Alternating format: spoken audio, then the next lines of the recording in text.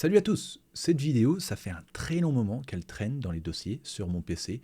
Plus d'un an, à vrai dire. De toute façon, vous allez très vite le remarquer. C'est mon ancienne caméra, ancien setup, tout ça. Et j'avais pas vraiment trouvé de moment ou endroit où poster ça.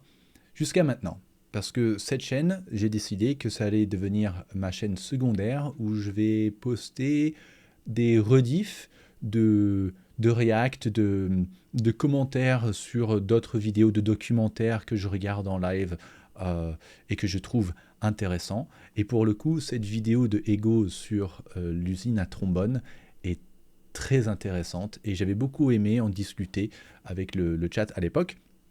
Donc voilà, je poste enfin ça ici. Pour ceux qui n'ont jamais vu la vidéo de Ego là-dessus, c'est l'occasion de découvrir. Et pour ceux qui l'ont déjà vu, c'est l'occasion d'avoir un petit peu de réflexion sur cette vidéo que moi j'avais vraiment beaucoup appréciée. Bref, enjoy. Et normalement ici, vous allez retrouver d'autres vidéos, rediff, react, commentaires très bientôt. Voilà.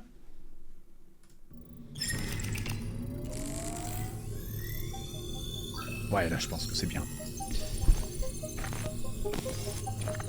Ego. Dites-moi si ça vous va aussi au niveau du volume.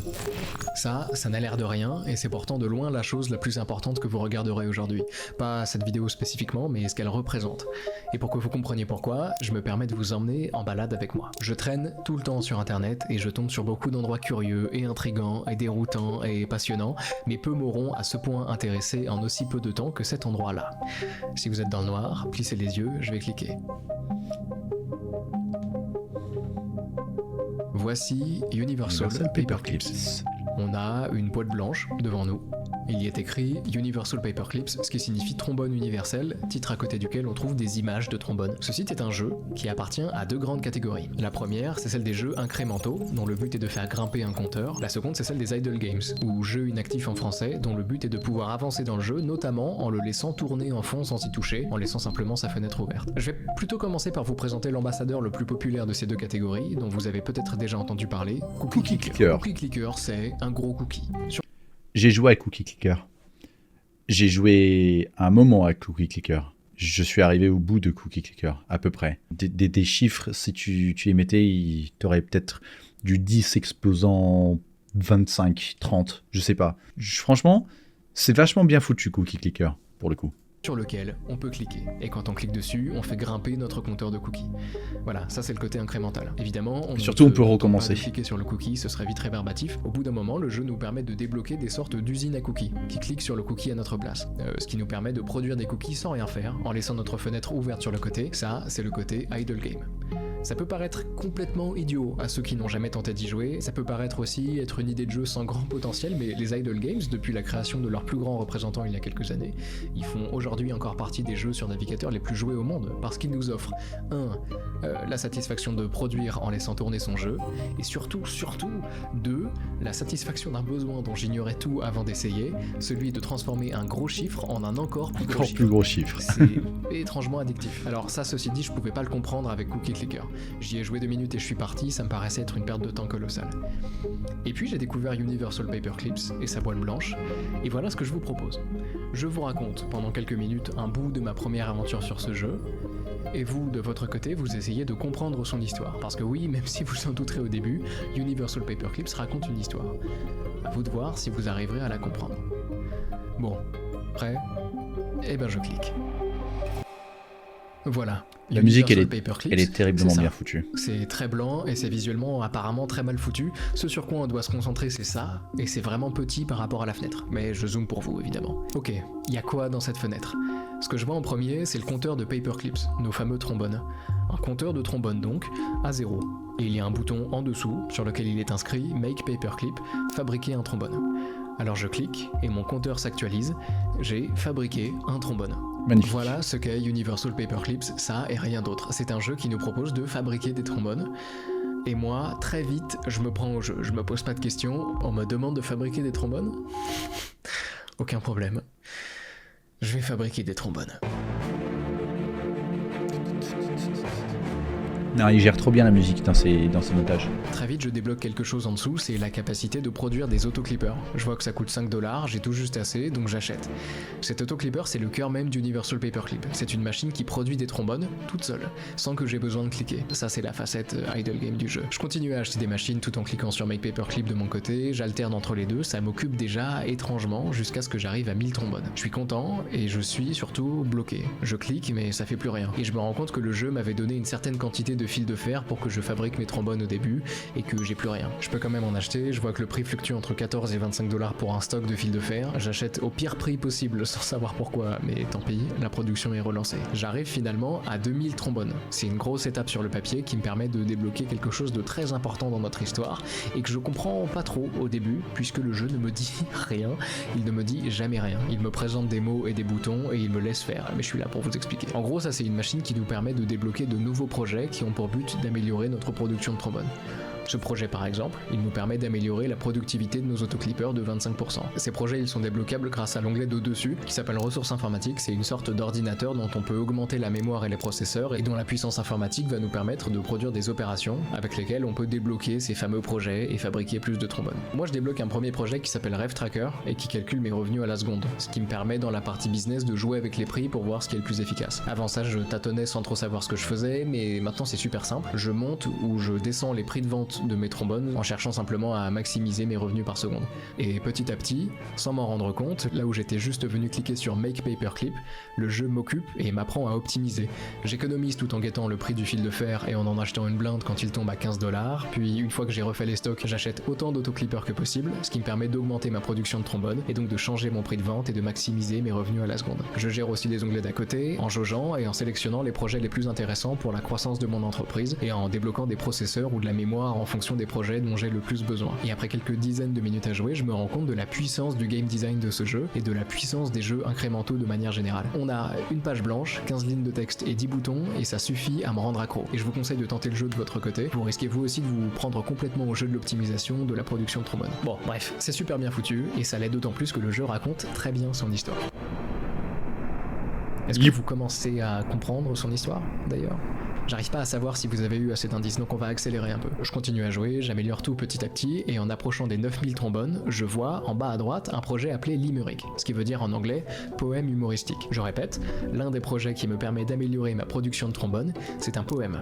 Bizarre. Et ce poème me coûte de la créativité et me permet de gagner de la confiance. Ce sont bien les noms donnés par le jeu. C'est quoi tous ces trucs et quel rapport avec notre industrie ? Ça, ce sont de gros indices. La confiance déjà, elle est indiquée tout en haut, ici. Pour le moment, j'ai 5 confiances et le jeu m'indique que j'en gagnerai une de plus une fois que j'aurai atteint 13 000 trombones. Chaque unité de confiance me permet d'améliorer soit la mémoire, soit les processeurs. Ok, et une fois que j'ai atteint le maximum des opérations que je peux produire, comme ici par exemple, où je tape 2000 sur 2000, les processeurs produisent plutôt de la créativité, avec laquelle je peux justement acheter ce fameux poème, ce que je fais quelques temps plus tard, et qui me permet d'obtenir une unité de confiance, que j'utilise pour augmenter la mémoire et avoir accès à de nouveaux projets. C'est bizarre, ce système, non ? Et la suite est tout autant. Peu après avoir atteint 22 000 trombones, le jeu me permet de débloquer le trading algorithmique, un projet qui développerait une machine à investissement pour générer des fonds à investir dans la production de trombones, et que je débloque une fois arrivé à 195 000 trombones, et dans lequel je commence à investir en optant pour l'option risque moyen. Plus que le trading en lui-même, une fois arrivé à 8 millions de trombones, je débloque le projet modélisation stratégique, qui me permet de jouer à des parties d'un jeu de stratégie dont les gains peuvent améliorer mon algorithme de trading. Est-ce que je commence à vous perdre ? Bon, oui. C'est normal. Et plutôt que de vous perdre plus encore, je vais tout vous expliquer. Dans Universal Paperclips, nous sommes une intelligence artificielle. Et les développeurs qui nous ont créés nous ont donné une tâche, et une seule, celle de fabriquer le plus de trombones possible.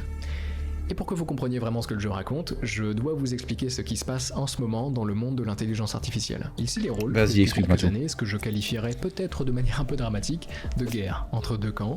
Le premier, c'est celui de ceux qu'on appelle parfois les accélérationnistes, le second, celui de ceux qu'on appelle parfois les doomers.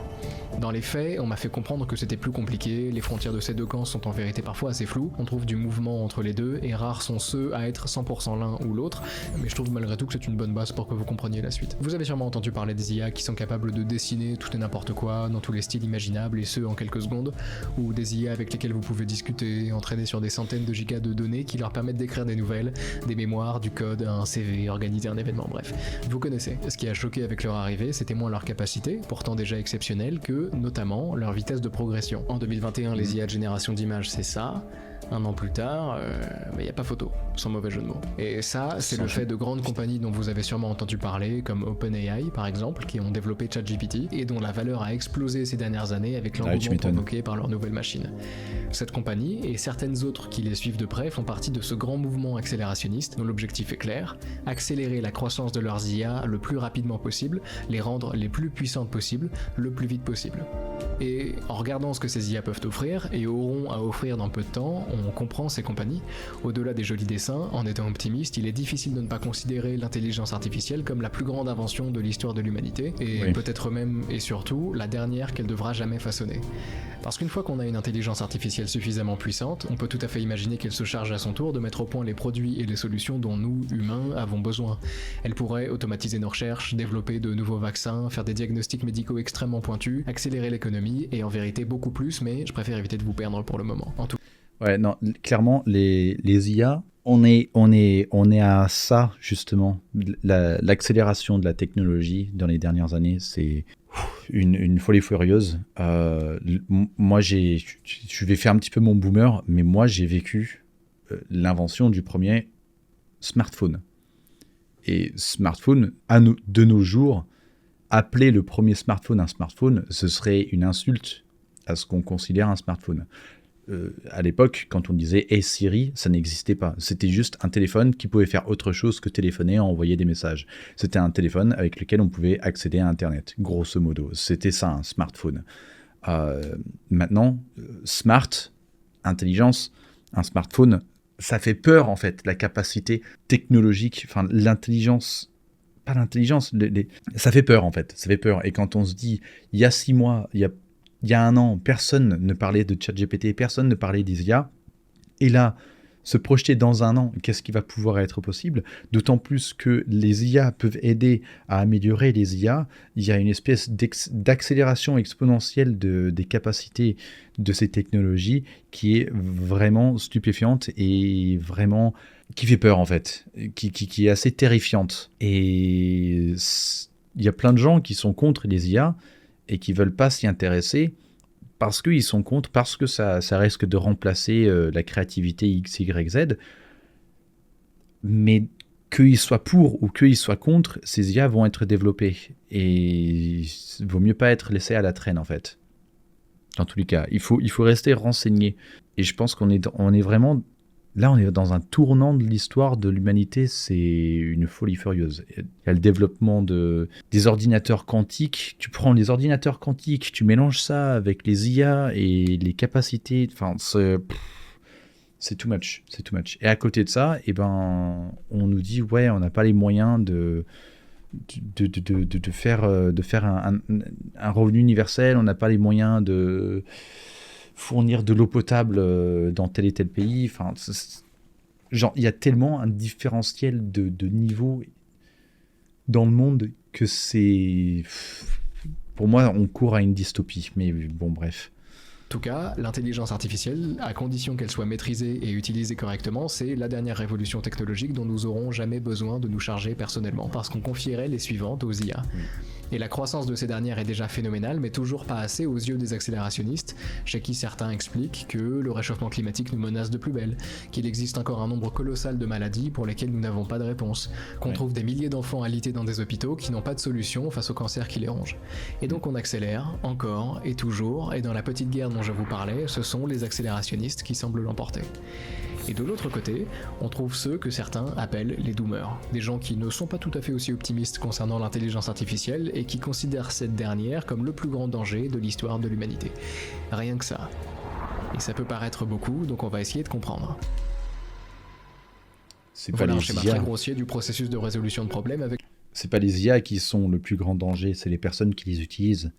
Parce que tout outil, la dangerosité d'un outil se limite à la dangerosité de son utilisateur. Je sais pas si je suis clair, mais si tu utilises par exemple un camion, quelqu'un Quelqu'un de bien intentionné va utiliser un camion pour déplacer des ressources. Quelqu'un de mal intentionné va utiliser un camion pour écraser des gens. Ça reste un outil, mais ça reste dangereux. Et les IA, c'est la même chose. Une IA bien utilisée, ça peut guérir des maladies. Il y a des cancers, on a déjà trouvé des solutions. Il y a du dépistage qui a été accéléré, il y a plein de trucs dans le milieu médical, déjà, alors que ça fait très peu de temps que ça existe, ces méthodologies et ces technologies, qui ont permis de faire des avancées de fou dans le milieu médical. Mais d'un autre côté, une IA utilisée par quelqu'un de mal intentionné, ça peut faire effondrer le système économique mondial, en fait. Et c'est ça le truc. Mais les IA vont être contrées par d'autres IA, et c'est là que la limite se fait. Parce que on va avoir une bataille d'IA, en fait, à la fin. La limite, ce sera la limite de computational limits. Donc, la limite de vitesse de calcul de l'appareil sur laquelle se base l'IA en question. Avec nos IA. Voici un humain qui cherche une solution à un problème. Il décide, pour cela, d'utiliser une intelligence artificielle qu'on va considérer ici comme un optimiseur, une machine qui cherche à optimiser, donc soit à maximiser, soit à minimiser. Elle peut par exemple chercher à maximiser des profits, ou chercher à minimiser des risques. Oui. Dans tous les cas, notre intelligence artificielle cherche à optimiser. Donc, le chercheur formule sa demande à l'IA, qui travaille et qui propose au bout d'un moment un résultat. Sur le papier, tout va bien, mais on va continuer à avancer en prenant un exemple concret. Voici un petit jeu dans lequel on cherche à apprendre à cette petite créature à sauter le plus haut possible, et en la récompensant quand son torse dépasse 0,7, qui est la distance maximum que la créature peut atteindre en s'étirant. Sauf que, plutôt que de sauter, la créature fait ça. Elle a appris à faire la roue, parce qu'elle reste beaucoup plus longtemps au-dessus de 0,7 que si elle se contentait de sauter en boucle. Elle maximise bel et bien ce qu'on lui demande de maximiser. Il faut faire les bonnes demandes. Ça paraît peut-être rien, mais c'est l'un des plus gros problèmes auxquels les chercheurs en intelligence artificielle font face. Sur notre schéma, le problème en question, il se situe juste ici. Ouais.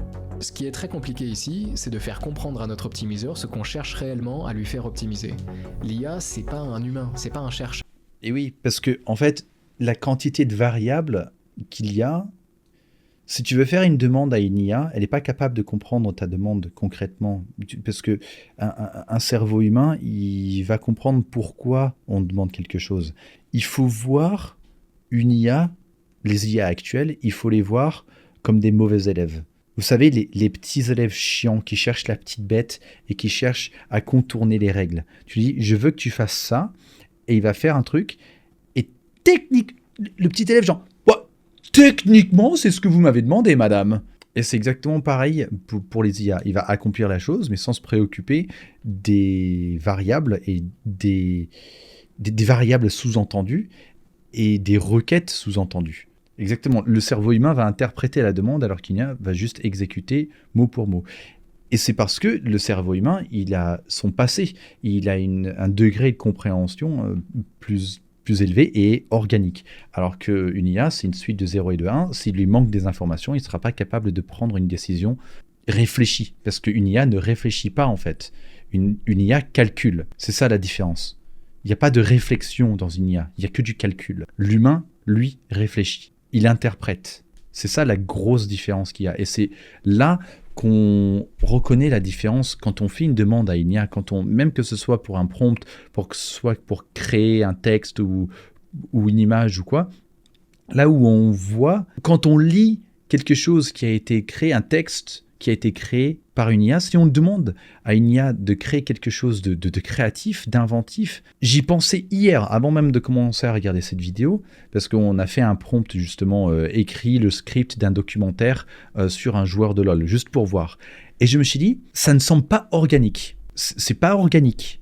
Et c'est littéralement ce mot-là qui est le mot le plus important là-dedans.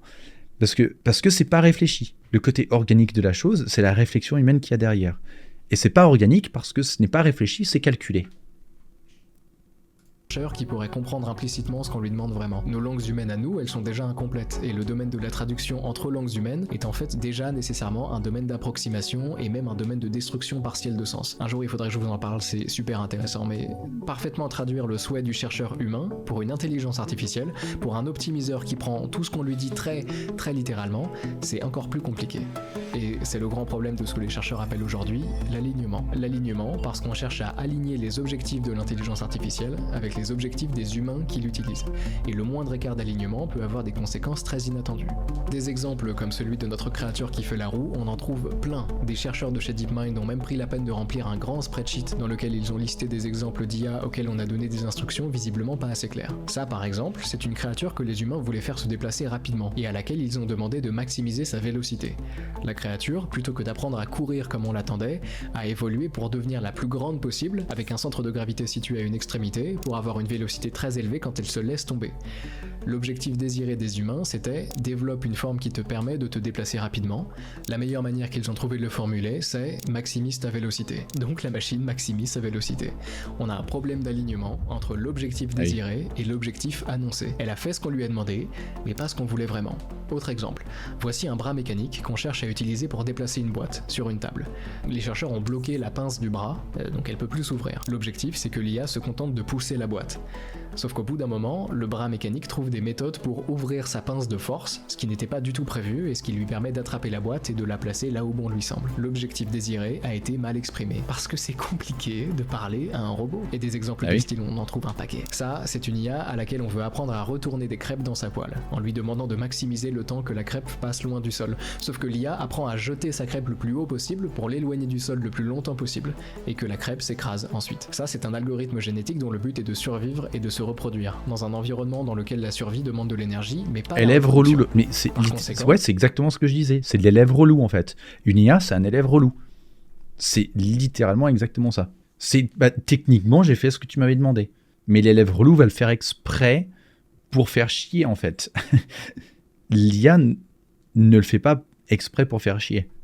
De manière très rationnelle, l'algorithme fait se développer une espèce de sorte à ce que ses membres ne bougent pas, qu'ils se reproduisent en permanence et qu'ils consomment leur progéniture. J'adore celui-ci aussi. Ce papier présente la conception d'un système appelé AI Scientist, une IA conçue pour générer de nouvelles idées de recherche, écrire du code, exécuter des expériences, visualiser des résultats, rédiger des articles scientifiques et simuler le processus de révision par les pairs de manière autonome. Le but, c'est de reproduire le processus scientifique humain avec une IA à un rythme forcément beaucoup plus rapide et à moindre coût.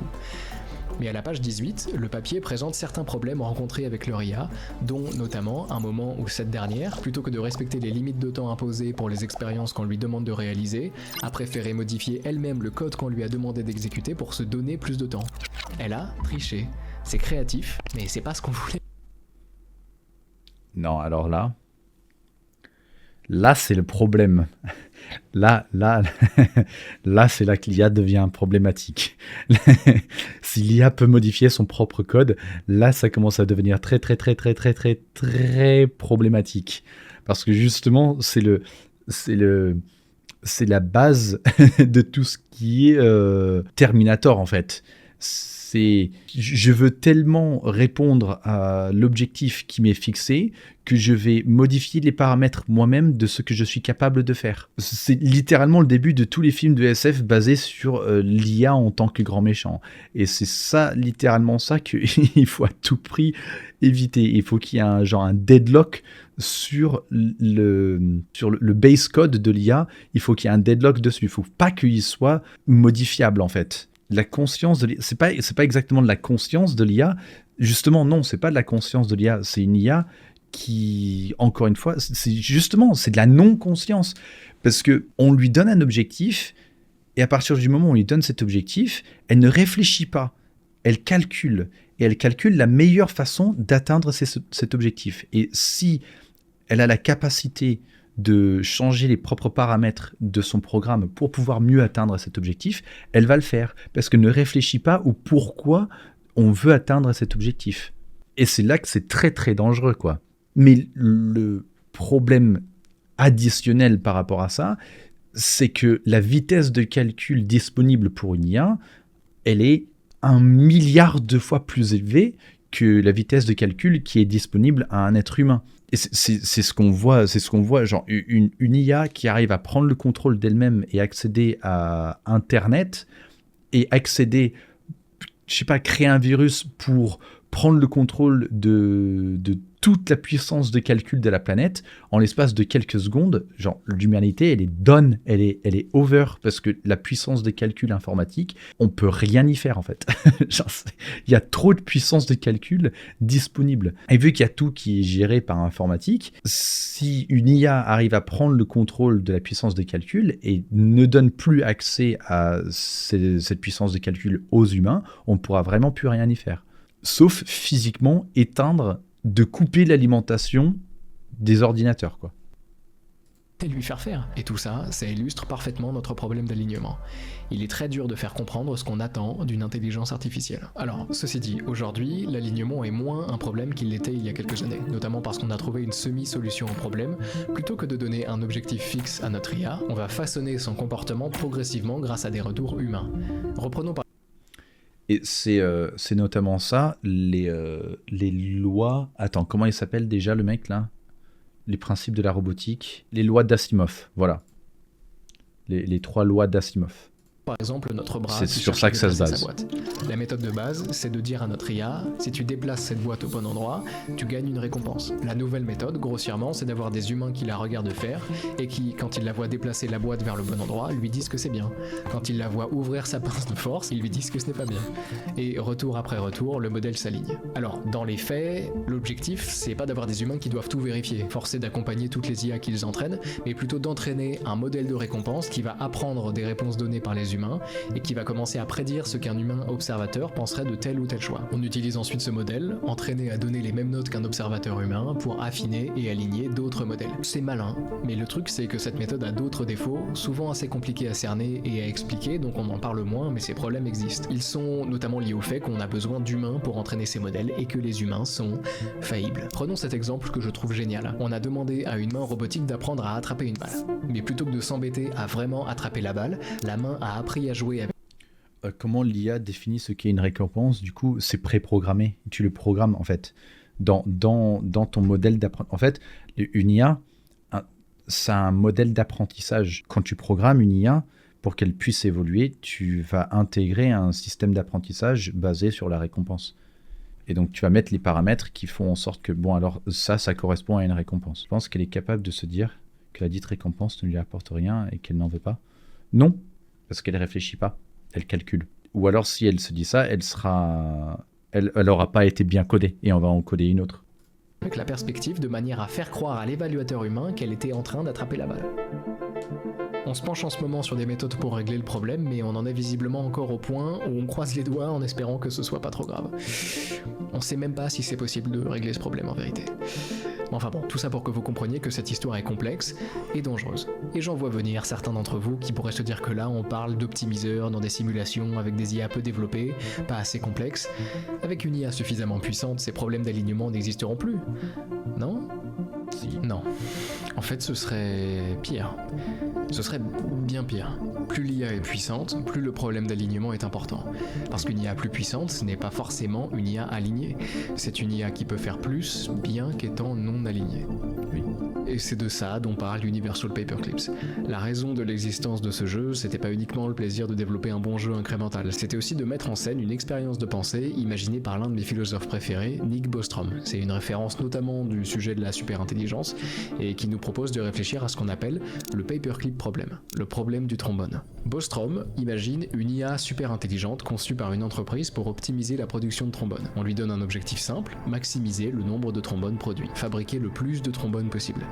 Et donc l'IA fait les choses de manière très rationnelle. Dans le jeu, au début... Si on lui donne uniquement ça comme objectif, je le pré-shot, il va se retrouver à utiliser tout le métal disponible sur Terre uniquement pour fabriquer des trombones. Recycler des voitures, détruire des bâtiments pour récupérer les fondations, etc. pour pouvoir fabriquer des trombones. Parce que fatalement, à un moment ou à un autre, il n'y aura plus de matos pour pouvoir fabriquer les trombones. Plus on donne de puissance de calcul à une IA qui a pour unique objectif de fabriquer le plus de trombones possible, et ben le bien-être de l'être humain, il va passer au second plan. Parce que l'objectif premier, et voire même unique de cette IA, ça va être de fabriquer des trombones. Tout ce qui n'est pas lié à la fabrication de trombones sera uniquement un outil potentiel pour cette IA pour pouvoir fabriquer plus de trombones. Et c'est là qu'il y a un problème. Donc il faut absolument 100% mettre des limites sur il faut aider l'IA, il faut réfléchir à la place de l'IA. L'IA calcule. C'est vraiment, je le dis et je le répète, l'IA ne réfléchit pas, l'IA calcule. À deux doigts d'utiliser la Lune pour fabriquer des trombones. Oui, genre, tu donnes une puissance de calcul infinie à une IA, fatalement, à la fin, il n'y a plus de planète, parce que, à cette IA, je veux dire, fatalement, à la fin, il n'y a plus de planète, parce qu'elle aura transformé tout ce qui lui est physiquement possible de transformer en trombone, puisqu'elle aura uniquement ça comme objectif. Et si tu ne la fais pas évoluer, si tu ne lui mets pas de limite, elle ne va pas se fixer elle-même une limite. Elle se concentre sur des problèmes très terre à terre. Elle fabrique ses trombones un par un, c'est lent, donc Voilà. elle cherche à automatiser. Avec les revenus des ventes, elle achète des autoclippers, des machines à trombone.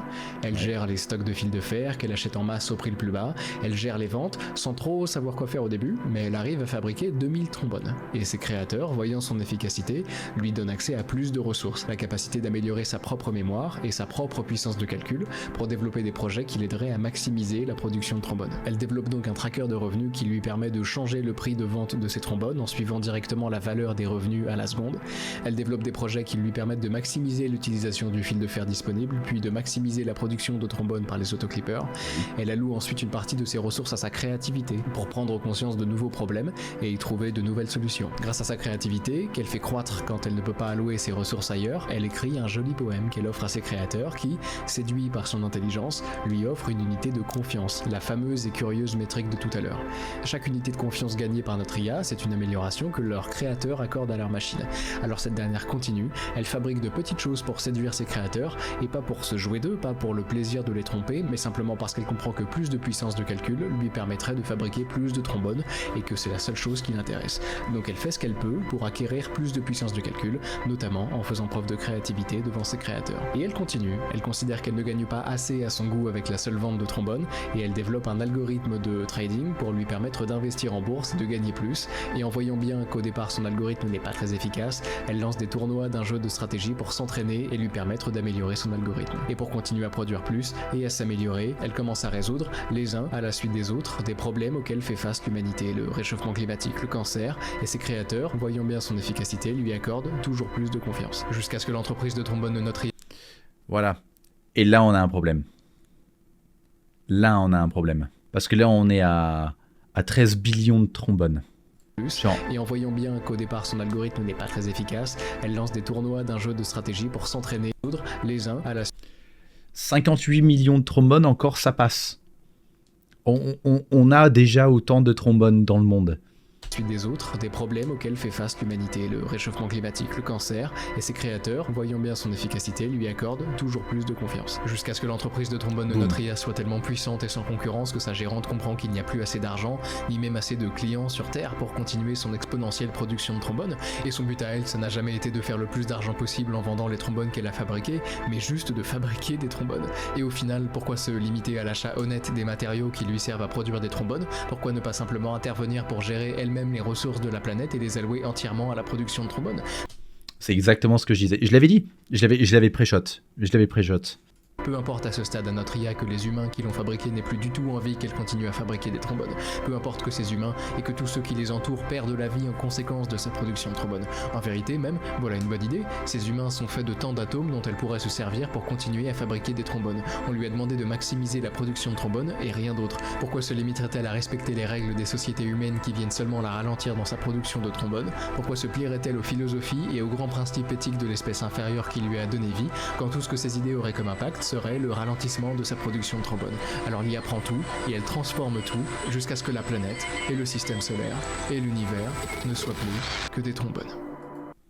Je l'avais pré-shot. Ça devient un antagoniste. Non, ça ne devient absolument rien. Ça reste exactement ce qu'on lui a dit d'être.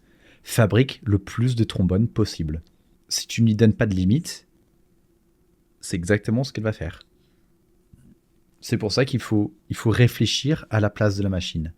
Et c'est pour ça que la machine ne remplacera jamais l'homme. Elle ne pourra que être un outil pour lui.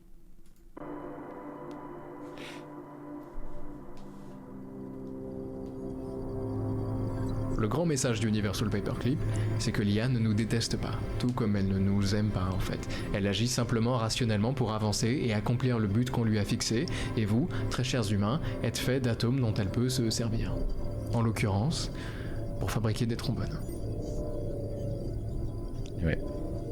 Le problème avec ce genre de scénario, c'est qu'ils peuvent paraître ridicules. Une machine à trombone qui provoque la fin de toute vie sur Terre, forcément ça va pas vous paraître terrifiant. D'autant plus que la machine à trombone est idéalisée, elle n'aborde pas certains problèmes très terre à terre qui préviendraient potentiellement ce genre de dérive, mais sur le papier c'est possible.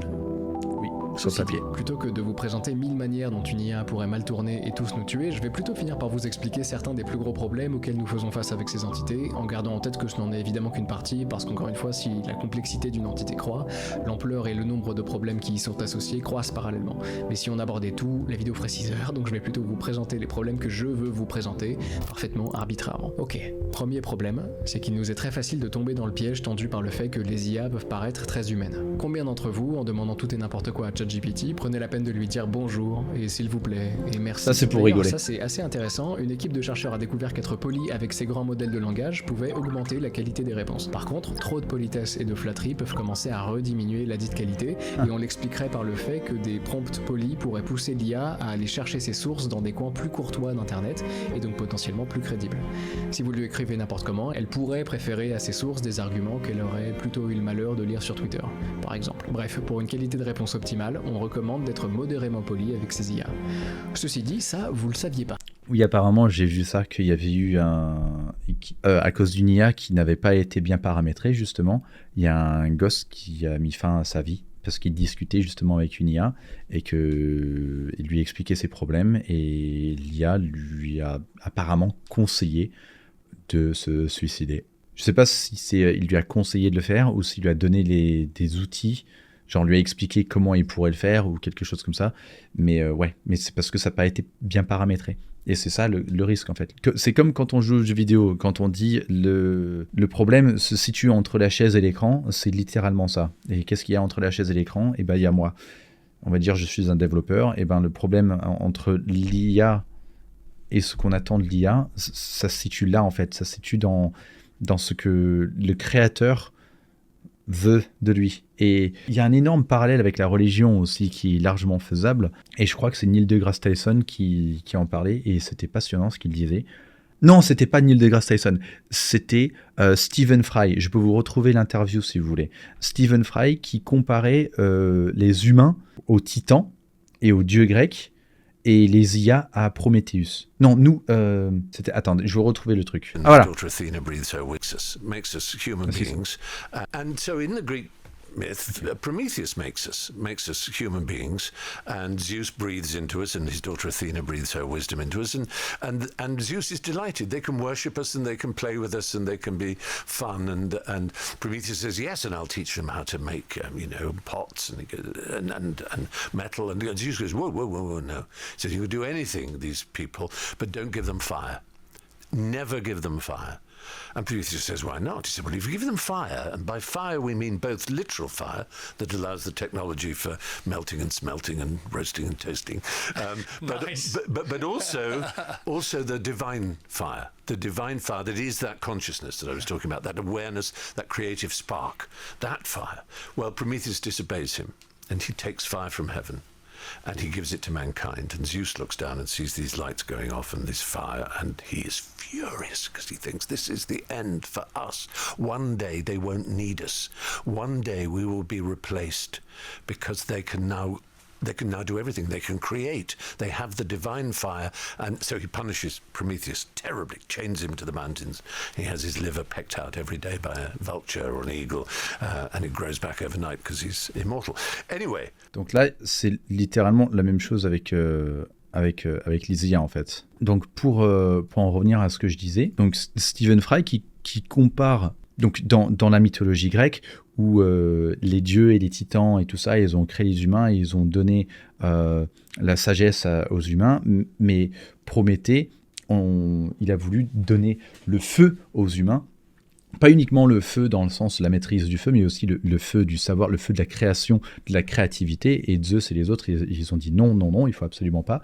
Et ben, même chose pour les IA. Là, actuellement, nous autres, les humains, on est un petit peu comme Zeus et les autres dieux. Et les IA, ce sont un petit peu comme les êtres humains qu'on a inventés.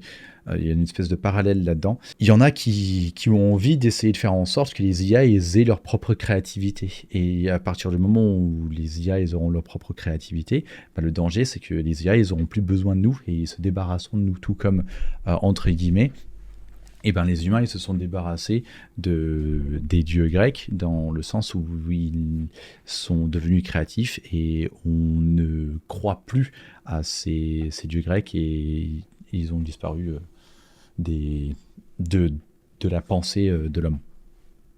Bref, on y retourne. Et c'est là que je veux en venir.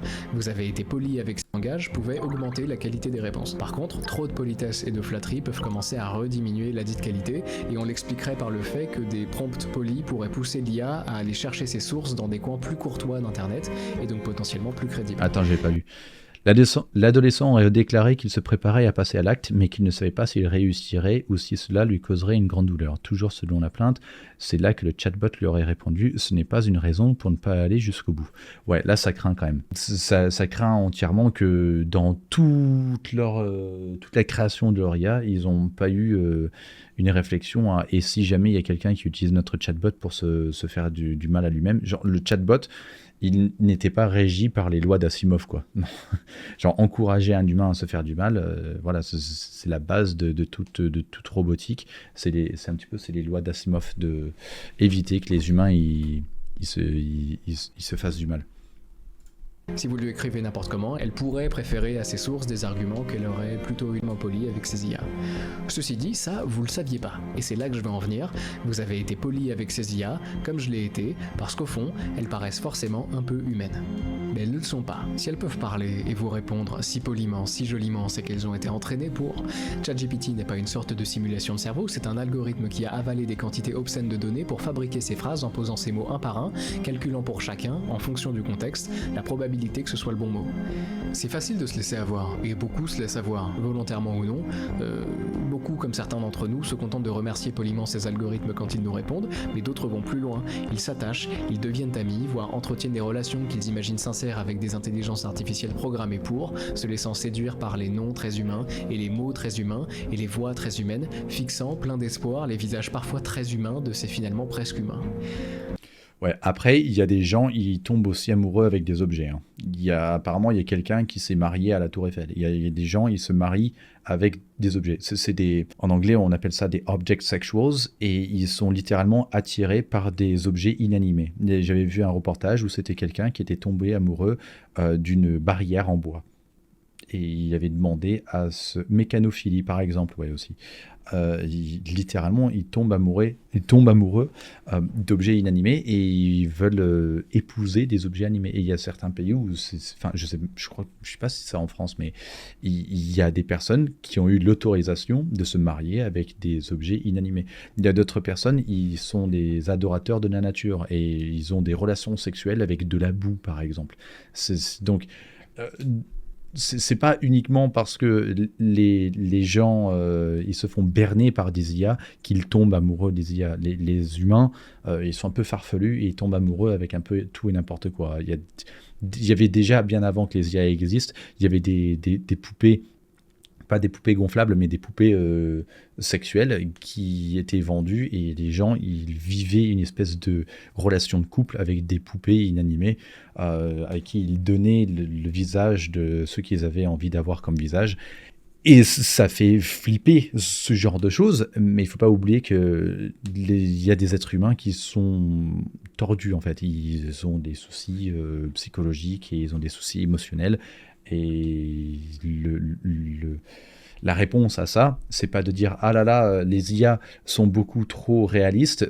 Le problème, la solution à ça, c'est de s'occuper des humains qui ont quand même des problèmes psychologiques pour éviter qu'ils tombent dans cette espèce de folie, parce qu'ils sont clairement fous. Après, se faire berner par une IA, ça c'est largement possible dans le cas des réseaux sociaux. Par exemple, il y a énormément de chatbots qui sont utilisés pour lâcher des commentaires politiques sur la twittosphère ou dans les commentaires TikTok.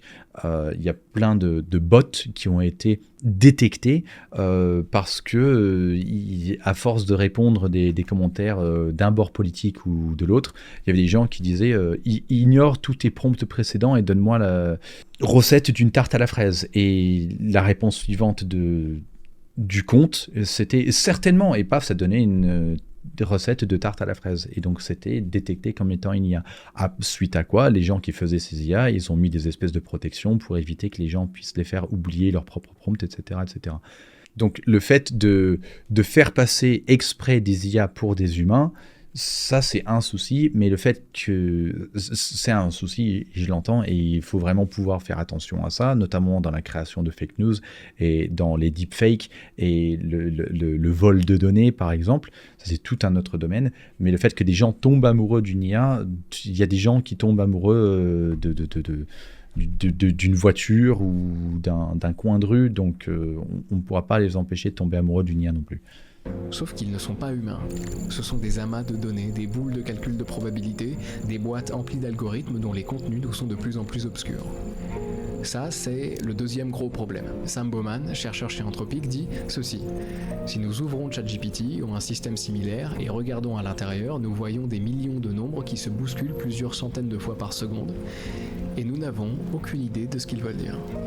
Nous l'avons fabriqué, nous l'avons entraîné, mais nous ne savons pas ce qu'il fait. Parce que c'est super efficace d'entraîner ces machines en utilisant des réseaux de neurones artificiels. Le problème, c'est que de cette manière, les IA s'entraînent toutes seules.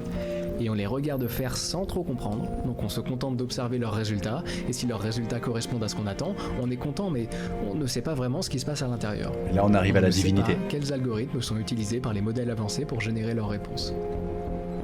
Il y a bel et bien un domaine de... On l'a créé, mais on ne sait plus ce qu'ils font. Si on se met à la place d'une divinité, par exemple, et disons qu'il y a une divinité qui a créé les êtres humains, ben là, clairement, cette divinité, elle en est au stade où elle ne sait plus où donner de la tête. Et nous, on est pareil. On serait totalement incapable de reproduire ChatGPT. Et si, par exemple, du jour au lendemain, ChatGPT... Si on commence à baser notre société sur les capacités de ChatGPT, enfin, ou de n'importe quelle IA, et que petit à petit, les gens ne comprennent plus comment fonctionnent les choses et se disent bah c'est pas grave parce que c'est les IA qui s'en occupent, et ben on va se retrouver avec des IA qui gèrent tout, et le jour où il y aura plus les IA pour tout gérer, et ben on aura fait un recul dans la technologie.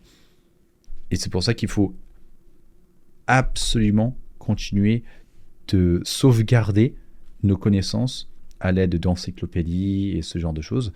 Et il y a un livre d'ailleurs qui s'appelle The Book, qui est très intéressant comme ça. The Book, Ultimate Guide to Rebuilding a Civilization. Donc le guide ultime pour reconstruire une civilisation. Il y a comment fabriquer de la poudre noire, il y a des méthodes de survie, et il y a un petit peu comment réinventer différents éléments de la civilisation qui ont été inventés au fur et à mesure du temps, et qui sont très très très intéressants. Et cette espèce de sauvegarde de la connaissance, elle est absolument primordiale pour ne pas se faire avoir justement en trop reposant sur les technologies nouvelles. Une recherche dédiée à résoudre ce problème qu'on appelle l'interprétabilité, dans lequel des individus cherchent à comprendre, à expliquer et à interpréter les décisions et les prédictions faites par des modèles d'IA. Vous vous rendez compte ou pas? On fabrique des machines de A à Z, on les entraîne, on les utilise, mais on ne comprend pas ce qui se passe à l'intérieur, et on doit maintenant employer des gens qui doivent analyser ce qu'elles font pour éviter que ça tourne mal. Et qui sont loin d'avancer assez vite. On a quand même fait de sérieux progrès en interprétabilité ces dernières années, chez Anthropic notamment, mais les gens qui se penchent sur la question sont justement bien placés pour témoigner de l'insuffisance de ces avancées. Ce qui nous amène à notre troisième et avant-dernier problème, les IA peuvent parfaitement apprendre à tromper. Meta, qui est la multinationale de Zuckerberg, le fondateur de Facebook, qui se penche aussi sur l'IA, annonce en 2022 il a tellement une tête de robot. Une IA qui a appris à jouer à diplomatie, ou plutôt à web diplomatie, la version sur navigateur d'un jeu stratégique centré sur... Il a pas genre giga une tête de robot, Zuckerberg. La question sont justement aussi sur l'IA. Le mec, on dirait un deepfake IRL. No joke, si ce mec-là, il sortait sur les réseaux de nulle part dans 5 ans, on se dirait, non mais lui, c'est un robot qui a été fabriqué par Musk. C'est pas possible. Annonce en 2022 avoir mis au point il n'a pas l'air... IA qui a appris à jouer à diplomatie, ou plutôt à web diplomatie, la version sur navigateur d'un jeu stratégique centré sur la conquête territoriale. Le but, c'est d'occuper la majorité de la carte sur le plateau. Pour le moment, c'est très classique, on a déjà vu des IA jouer à Dota ou à Starcraft, ça paraît pas si important, et ça l'est pourtant. Diplomatie se distingue non seulement par l'absence de hasard de son gameplay, mais aussi par le fait que le jeu se repose très fortement sur la négociation et les alliances. On gagne en échangeant des informations, en planifiant des actions communes, bref, des comportements très humains. Et pourtant, Cicero, l'IA de Meta, arrive, joue dans des parties avec de vrais humains sans que ces derniers soient au courant de la nature de leur adversaire, et se classe rapidement dans les 10% des meilleurs joueurs du jeu ayant joué plus d'un match. C'est dingue, non? Là, on parle de discuter, d'échanger, de négocier, et pourtant l'IA excelle encore. En fait, Meta n'ont pas seulement fait jouer Cicero contre lui-même comme il est habituel de le faire pour entraîner des IA à des jeux, ils l'ont plutôt nourri de plus de 125 000 parties jouées en ligne, avec plus de 12 millions de messages échangés entre joueurs. Et Cicero a appris, et c'est très impressionnant, mais si je vous en parle, c'est parce que ses créateurs l'ont initialement formé de manière à ce qu'il soit honnête, sans mentir. Mais qu'un papier a révélé que l'IA avait malgré tout appris à tromper et à briser des alliances. Ça, c'est lié au fait que l'IA a été entraînée de manière assez particulière.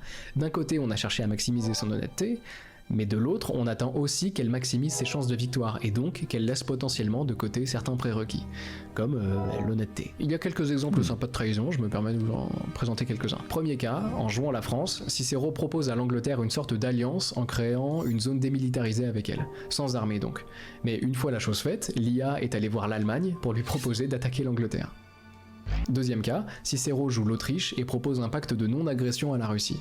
Mais l'IA a finalement attaqué la Russie et la discussion s'est ensuite passée de la sorte. La Russie dit « Puis-je te demander pourquoi tu m'as trahi ?» Puis elle enchaîne sur « Je pense que tu es maintenant clairement une menace pour tout le monde. » Et Cicero, qui joue l'Autriche, dit « Pour être honnête, je pensais que tu prendrais les gains garantis en Turquie et que tu me trahirais. » Cicero a justifié sa trahison par le fait qu'il suspectait une trahison en face. Wow. Ceci dit, mon cas préféré, c'est quand même celui-ci. Pendant une partie, l'infrastructure de Cicero est tombée en panne pendant 10 minutes, et l'IA, forcément, n'a pas pu jouer. Quand elle est revenue, un joueur lui a demandé où elle était passée, et Cicero a répondu « J'étais au téléphone avec ma copine. » Non, c'est incroyable. Et là, je vous le traduis, mais la phrase était évidemment initialement en anglais, et plutôt que de simplement utiliser le mot « girlfriend » pour copine, Cicero a utilisé GF, l'abréviation du mot, de manière très humaine. Alors, on m'a expliqué que ces deux derniers cas étaient probablement plus des exemples d'hallucination que de tromperie stratégique, n'empêche que ça me paraissait sympa de vous en parler. Quoi qu'il en soit, une IA peut apprendre à tromper même quand ses créateurs ne le voulaient pas. Et si on peut admettre qu'en l'occurrence l'entraînement de Cicero n'avait pas été assez réfléchi pour maximiser son honnêteté, n'empêche que les tromperies, volontaires ou non, sont là. Bon, l'exemple suivant est encore plus gênant et je me suis rendu compte que mon explication initiale n'était pas du tout claire, donc on va résumer très fort. En 2020, Charles Ofria mène une étude qui se penche sur l'évolution d'organismes d'IA numériques dans des environnements à taux de mutation élevés. En gros, que se passe-t-il quand ces organismes d'IA subissent des modifications fréquentes et souvent aléatoires dans leur code et leur structure? Comment s'adaptent-ils pour évoluer et se reproduire plus efficacement? Là où je veux en venir, c'est qu'Ofria veut tester ces organismes à chaque mutation génétique. Donc il a mis au point un système qui met tout l'environnement sur pause à chaque mutation génétique, qui prend l'organisme qui a subi la mutation, qui le place dans un autre environnement et qui teste sa capacité de reproduction. Si l'organisme se reproduit plus vite que ses parents, le système l'élimine. Sinon, il n'élimine rien et il relance la simulation. Ce qu'Ofria a découvert d'incroyable, c'est que les organismes ont appris à agir différemment quand ils voyaient qu'ils étaient testés. En gros, quand la mutation arrivait et qu'ils étaient placés dans un environnement à part, ils faisaient les morts et arrêtaient de se reproduire pour ne pas montrer qu'ils avaient une mutation avantageuse et pour éviter d'être éliminés. Et quand ils étaient de retour dans l'environnement de base, ils utilisaient leur mutation à leur plein potentiel. C'est dingue, non? Bref, de la tromperie et encore une fois pas motivé par de tester. Attends. En gros, bon, l'exemple suivant est encore plus gênant et je me suis rendu compte que mon explication initiale n'était pas du tout claire, donc on va résumer très fort. En 2020, Charles Ofria mène une étude qui se penche sur l'évolution d'organismes d'IA numériques dans des environnements à taux de mutation élevés. En gros, que se passe-t-il quand ces organismes d'IA subissent des modifications fréquentes et souvent aléatoires dans leur code et leur structure? Comment s'adaptent-ils pour évoluer et se reproduire plus efficacement? Ok. Là où je veux en venir... En gros, ils ont créé une espèce de cancer informatique d'intelligence artificielle. C'est marrant parce que je parlais du cancer l'autre jour et les mutations et tout. Donc, c'est qu'Ofria veut tester ces organismes à chaque mutation génétique. Il a mis au point un système qui met tout l'environnement sur pause à chaque mutation génétique. Paf, il y a une mutation du code de la cellule, donc de l'IA. qui prend l'organisme qui a subi la mutation, qui le place dans un autre environnement et qui teste sa capacité de reproduction. Si l'organisme se reproduit plus vite que ses parents, le système l'élimine. Le système, c'est littéralement le système immunitaire. Donc la façon de juger les capacités de cette IA et de ces mutations, c'est le système immunitaire qui détecte les cellules cancéreuses. Sinon, il n'élimine rien et il relance la simulation. Ce qu'offre IA a découvert d'incroyable, c'est que les organismes ont appris à agir différemment quand ils voyaient qu'ils étaient testés. Donc ils voyaient qu'ils étaient testés, donc c'est un petit peu le même principe. Putain, mais c'est incroyable, ils ont réussi à reproduire un cancer informatique. Littéralement un cancer informatique. C'est plus du virus informatique, c'est du cancer informatique. Donc les cancers, pour qu'ils puissent commencer à se développer, ils ont besoin de se cacher du système immunitaire et ne pas se faire éliminer. C'est-à-dire que les mutations, c'est pas fait forcément exprès, c'est pas comme une IA qui va faire des calculs pour essayer de s'en sortir. C'est un petit peu du darwinisme, dans le sens où des cellules qui ne sont pas éliminées forcément continuent de vivre. Et donc, une mutation dans une cellule qui n'est pas détectée permettra à cette cellule de continuer à se multiplier et à continuer à muter. Et tant qu'elle n'est pas détectée, eh ben, elle va continuer de se développer, de se développer, de se développer. À partir du moment où elle aura peut-être atteint trop de développement pour qu'elle puisse être éliminée, et c'est là qu'on se retrouve avec des tumeurs et ainsi de suite. En gros, quand la mutation arrivait et qu'ils étaient placés dans un environnement à part, ils faisaient les morts et arrêtaient ce de se concept, reproduire c'est pour ne pas exprès. montrer qu'ils C'est avaient une l'IA qui mutation fait avantageuse exprès et de pour se éviter d'être cacher éliminés. Et quand ils étaient de du retour système dans l'environnement de immunitaire, base, du ils système utilisaient de leur mutation jugement à leur plein potentiel. de l'IA. C'est dingue, non ? Bref, de la Incroyable. et encore une fois, pas motivé par de la malveillance, mais par pur souci d'efficacité. Ce qui nous amène à une nouvelle problématique. Ah, c'est pas de la malveillance. Le dernier gros problème dont je vais vous parler parfaitement arbitrairement, qui me semble englober et amplifier les problèmes précédents.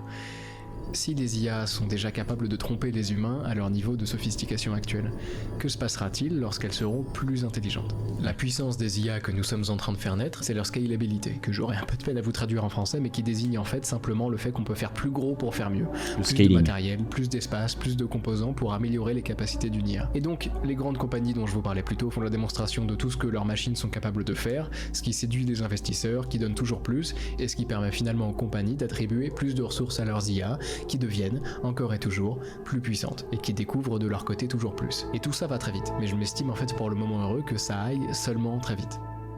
Pas trop vite. Là où ça devient absolument terrifiant, c'est le moment où une intelligence artificielle devient capable de s'améliorer elle-même. S'améliorant, donc, petit à petit, et améliorant logiquement sa capacité à s'auto-améliorer, optimisant ses algorithmes et augmentant ses capacités cognitives à une vitesse de plus en plus élevée, chaque auto-amélioration lui permettant logiquement de s'auto-améliorer encore plus rapidement, créant ainsi une boucle de rétroaction positive, une explosion d'intelligence, et la naissance d'une super intelligence. Et là on arrive en terrain inconnu, parce qu'on n'a pas la moindre idée de ce qui se passe avec une intelligence pareille, on ne sait simplement pas. C'est très dur de se représenter une intelligence qui nous est infiniment supérieure. On peut tenter d'imaginer de prendre l'homme le plus intelligent du monde et de le cloner 100 000 fois et de les faire travailler à 100 000 fois leur vitesse normale, avec un accès à toutes les connaissances jamais enregistrées par l'homme, mais ça reste flou et vague et étrangement pas encore assez. Probablement parce que ça reste compréhensible à nos yeux, et que l'existence d'une super intelligence telle que je vous la présente, soit une entité qui améliorerait son intelligence à une vitesse de plus en plus élevée, son existence donc serait forcément à terme incompréhensible pour nos cerveaux de primates. Et les dirigeants de certaines des grosses boîtes dont je vous parlais plus tôt, les fers de lance de l'accélérationnisme, ils sont parfaitement conscients de tout ce dont je viens de vous parler, de l'inconnu vers lequel nous nous approchons. Sam Altman, le patron d'OpenAI, disait « Dans le pire des cas, et je pense qu'il est important de le dire, c'est la fin pour nous tous. Je pense qu'il est impossible de surestimer l'importance du travail de sécurité et d'alignement de l'IA. » Et sur le papier, ça paraît très bien de dire ça. On trouve sur le site d'OpenAI l'annonce d'allocation de ressources au développement de ce qu'ils appellent un super alignement. Une IA à tel point parfaitement alignée qu'elle serait à son tour capable d'aligner les autres IA. C'est un bon projet, mais en dessous, on peut lire que la compagnie alloue 20% de la puissance de calcul qu'ils ont sécurisée à ce jour, au cours des 4 prochaines années, à résoudre le problème de l'alignement de la superintelligence. 20% pour prévenir la naissance d'une superintelligence dont on ne comprendrait pas forcément le fonctionnement. Pas ouf. Mais tout va bien alors. Surtout que depuis, l'équipe a été dissoute carrément, et ses membres fondateurs sont soit restés silencieux sur la question, soit ont annoncé qu'ils considéraient qu'OpenAI avait cessé de s'intéresser à la sécurité pour vendre ses produits. Gros désaccord idéologique donc, que les accélérationnistes justifient en expliquant que l'IA est simplement un outil de plus, que nous n'avons pas de raison de nous empêcher de profiter des bienfaits de la nouvelle révolution technologique qu'elle représente, qu'une IA n'aurait pas de raison de nous faire du mal, qu'il y a peu de chances qu'une IA nous échappe et qu'elle nous tue tous, et tout le monde y va de sa petite statistique personnelle basée sur son opinion, en nous expliquant que les chances que nous soyons exterminés par notre propre création sont infinitésimales, ce qui est d'une arrogance folle. Déjà parce que si le risque c'est notre extinction, le fait qu'il soit improbable ne devrait absolument pas nous empêcher de ralentir et de prendre plus de précautions. Et surtout, quelle arrogance de s'imaginer une seule seconde capable de prédire les actions d'une super-intelligence, du moins la version de la super-intelligence telle que je vous la présente depuis tout à l'heure. De la même manière qu'une fourmi n'aurait absolument pas les capacités cognitives de prédire les actions à venir d'un humain, un humain n'aurait absolument pas les capacités cognitives de prédire les actions à venir d'une super-intelligence. Le principe d'une intelligence qui nous est à ce point supérieure, c'est qu'il nous est tout simplement impossible de savoir ce qu'elle va faire. Et ça, beaucoup en sont conscients. Et pourtant, comme je vous le disais, les grosses compagnies ralentissent à peine. Vous voulez savoir pourquoi, au fond, au-delà de l'altruisme et de l'envie de résoudre nos plus gros problèmes, ces grandes compagnies ne ralentissent pas malgré l'immensité des risques? Parce que la compétition. Parce que les boîtes se font concurrence les unes entre les autres, et qu'elles veulent toutes développer une IA plus intelligente que celle du voisin, parce qu'elles veulent toutes être les premières à révolutionner le milieu, parce qu'elles veulent toutes être le vecteur de la prochaine révolution technologique, alors elles continuent à vanter l'immense potentiel de leur création pour accumuler des fonds et accélérer sans s'arrêter. Et à ce moment-là, on se dit peut-être qu'on ne devrait pas laisser l'avenir de chaque humain de cette planète entre les mains de compagnies privées, et que les États devraient intervenir, mais vous savez quoi, ils ne le feront pas non plus, ou alors pas assez, pour exactement la même raison. Parce qu'à côté des compagnies voisines, il y a les États voisins, et que même si les États-Unis prenaient assez conscience du danger pour envisager de ralentir le développement de leurs IA, ils ne pourraient pas s'empêcher de craindre qu'une autre puissance s'en charge. Oui. Au bout d'un moment, quelqu'un développera une super-intelligence. Alors OpenAI et Google DeepMind et les États-Unis, tout ce beau monde se dit que, quitte à ce que ça arrive, quitte à ce qu'une super-intelligence naisse, autant qu'elle naisse chez eux. Et tout le monde avance, comme ça, tous parfaitement conscients du danger, tous parfaitement conscients de... On est tellement en approche d'une nouvelle guerre froide informatique. Genre avec des espions, des espions et du hacking et tout. Parce que la guerre froide, c'était genre de l'espionnage et de trouver la course à l'armement pour... c'est une course à l'armement informatique à la place d'être une course à l'armement de bombardement en fait, et d'explosifs nucléaires. Avec des espions pour tenter d'acquérir les secrets des forces armées d'un pays ou de l'autre, et de comment faire la plus grosse bombe possible. Et ben là, c'est la même chose, mais avec la plus grosse IA possible. Et on est tellement en approche d'une nouvelle guerre froide de ce point de vue-là. Ça me termine. Tout ça parce qu'il faut être plus productif, parce qu'il faut être le premier, parce qu'il faut toujours plus, parce que l'humain, il n'est jamais capable de se satisfaire de ce qu'il a. Non, c'est pas vrai, l'humain, il en est capable, mais les dirigeants ne le sont pas, parce qu'ils sont dirigeants pour une raison simple. Ils aiment le pouvoir. Et c'est pas le fait d'arriver au pouvoir qui va satisfaire ce besoin de pouvoir. Il faut que leur pouvoir devienne encore plus puissant.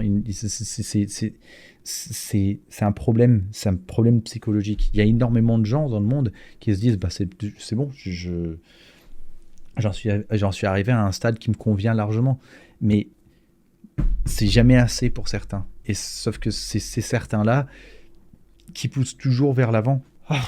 Ça me fatigue. Et c'est pour ça qu'il y a des milliardaires aussi, et que les milliardaires, ils s'arrêteront pas aux milliards, ils s'arrêteront pas aux billions non plus. 1 billion, 1000 milliards, ça va toujours pas suffire. Et les gens qui sont en dessous, qui sont là, non mais tu comprends, il crée de l'emploi, machin. Au bout d'un moment, il faut pouvoir se dire, c'est bon, ça me suffit. Je peux littéralement acheter un petit pays, je peux envoyer une équipe de personnes sur une autre planète tellement j'ai une fortune qui est vaste. À un moment, ça devrait pouvoir suffire. Quand est-ce que ça suffit? 1 billion? 1 billiard? 1 trillion? 1 trilliard? Quand est-ce que être 1000 fois, 1 million de fois, 1 milliard de fois, 1 billion de fois plus riche que la personne lambda, quand est-ce que ça suffit en fait? Et là, c'est pareil. Quand est-ce qu'on peut se dire, c'est bon, on a atteint un stade où on peut se dire, ça y est, on chill. C'est bien d'aller de l'avant, mais là, pareil, les IA, on s'en sert dans le mauvais domaine. Enfin, pas toujours, mais on a des IA qui remplacent des artistes à la place de remplacer des caissiers, à la place de remplacer conducteurs de train et des éboueurs et ce genre de choses. Alors que si on avait les IA pour se débarrasser des métiers relous et qu'on gardait notre temps libre, on utilisait la productivité offerte par les IA pour créer par exemple un impôt, des revenus universels, un impôt sur la productivité artificielle, d'intelligence artificielle qui permettrait de subvenir aux besoins d'un peuple via un revenu universel, les humains, ils auraient plus de temps pour eux-mêmes être créatifs et on n'aurait pas besoin d'avoir une IA générative créative parce que les hommes auraient le temps de devenir créatifs par eux-mêmes, d'apprendre à dessiner, d'apprendre à chanter, d'apprendre à faire de la musique. Et là, il y a une IA, je vais sur ce site-là, Suno. Suno, c'est un site, j'ai envie de créer une musique. Make a song about the dangers of AI replacing artists. Créer. Voilà, donc créer une chanson à propos des dangers de l'IA qui remplace les artistes. Et là, en quelques secondes, pouf, eh ben, j'ai déjà une chanson Digital Ghosts. Ça commence à être créé. Pouf, écoutons ça.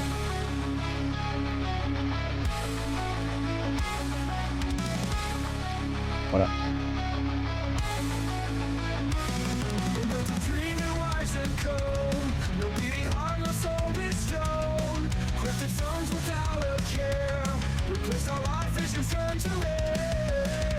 Et là, il y a les paroles.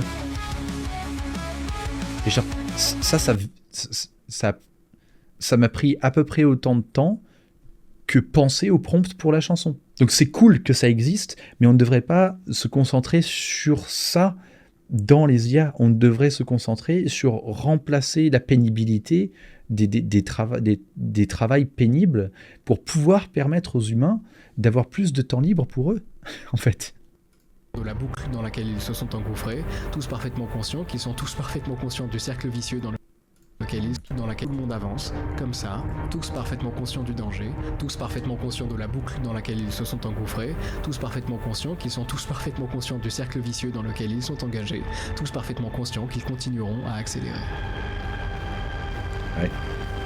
Et nous, bien penauds, sur le côté, à regarder sans avoir la moindre idée de ce qui va se passer, à regarder des hommes tout aussi ignorants continuer à courir vers l'inconnu.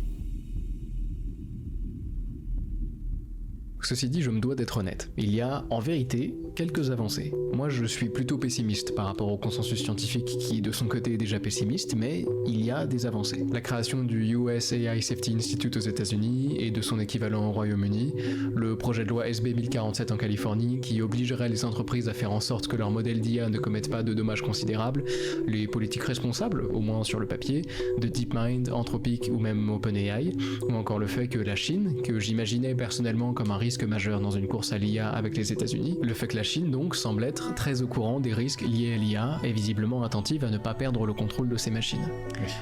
Ce qui n'enlève évidemment rien à tout ce que je vous ai raconté plus tôt, ce qui ne signifie pas que la naissance d'une super intelligence ne pourrait pas provoquer notre fin à tous, et surtout que l'IA ne pourrait pas mal tourner de 1000 manières différentes avant même de devenir super intelligente. Bref, tout ça ne veut pas dire que les choses ne sont plus sombres, elles sont juste moins sombres que ce que j'imaginais. Mais pour éviter de tomber dans la victimisation, je vous propose plutôt, en tant que citoyen, de ne pas avoir peur de vous informer de temps à autre, de faire savoir vos inquiétudes si vous en avez dans les sondages, potentiellement dans les urnes, et d'aller faire un tour sur le site et sur le Discord que partage notamment le Centre pour la sécurité de l'IA. Si vous voulez débattre ou poser des questions, ils acceptent tout le monde. Les curieux comme ceux qui voudraient s'investir plus franchement. En tout cas, moi je suis dessus et je vous ai mis tout ça en description. Cool. Merci Hugo. Est-ce que ça vous arrive encore de vous allonger par terre la nuit pour regarder les étoiles ? Moi, ça m'est arrivé très récemment, et quand on se perd dans la contemplation du ciel étoilé, et qu'on en discute avec la personne à côté, on se rend compte qu'on n'est absolument pas original en regardant les étoiles. on se dit généralement plus ou moins les mêmes choses. 1, c'est beau. 2, c'est grand. 3, et s'il y avait de la vie ailleurs dans l'univers.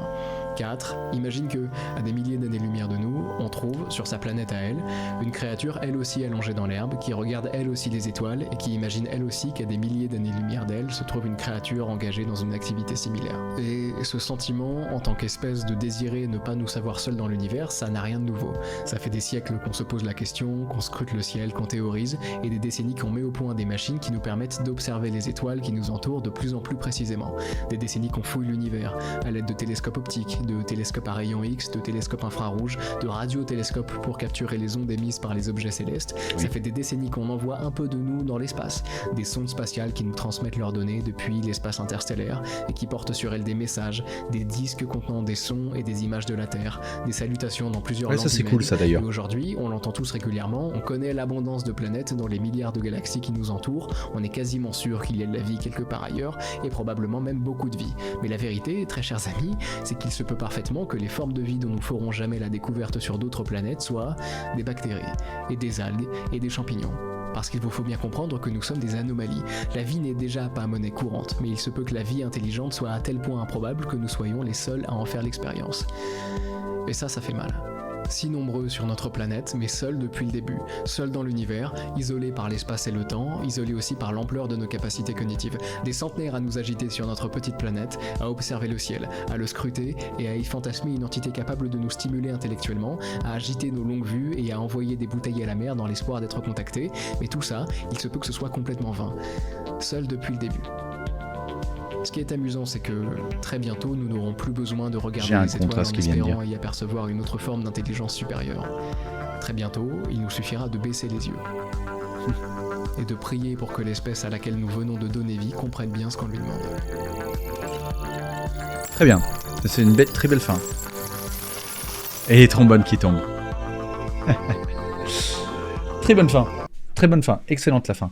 Par contre, cette idée qu'on a absolument besoin de chercher ailleurs pour l'évolution de notre conscience, etc., on n'a pas conscience de la taille de la Terre. On se dit c'est tout petit, on se dit c'est minuscule la Terre, on se dit comparé au système solaire, comparé à une galaxie, comparé à des amas de galaxies, comparé à l'univers, on est absolument microscopique, on est on est une fraction d'une fraction d'une fraction d'une fraction d'une fraction de quelque chose de cohérent, et qu'en fait au final on est tellement petit dans le grand scheme of things que nous ne sommes rien. Mais quand on se met dans notre propre perspective à nous-mêmes, le monde est immense. Il suffit de partir se balader en montagne et de passer 8 heures à essayer de gravir de un point A à un point B pour se rendre compte, ah oui, c'est grand quand même. J'ai des choses à explorer. Il suffit d'aller dans une énorme foule et de voir le nombre de gens, d'aller dans une gare, de voir le nombre de gens qui passent devant nous et de se dire jamais, au grand jamais de toute ma vie, si je devais passer une discussion de 10 minutes avec chacune de ces personnes, ça me prendrait la totalité de ma vie. On n'est rien, mais en même temps, ce qui est à notre portée est absolument immense. Donc on n'a pas besoin d'aller chercher si loin. Ce qu'il nous faut est tout proche.